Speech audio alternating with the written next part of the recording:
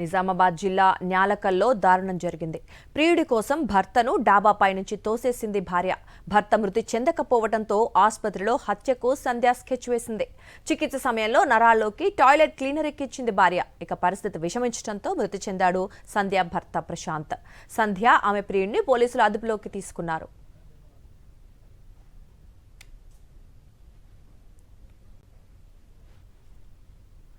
సంధ్య ఆమె ప్రియుడు అనిల్ మధ్య జరిగిన ఆడియో సంభాషణ చూద్దాం.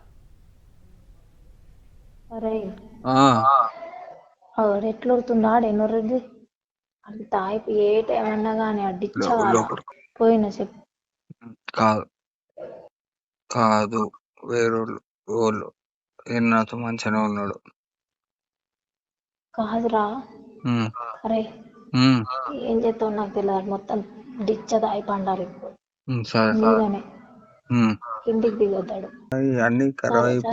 నేను చెప్తుండేంది మొత్తం డిచ్చ రాన్ని పండాలి మీద, కిందికి రావద్దు.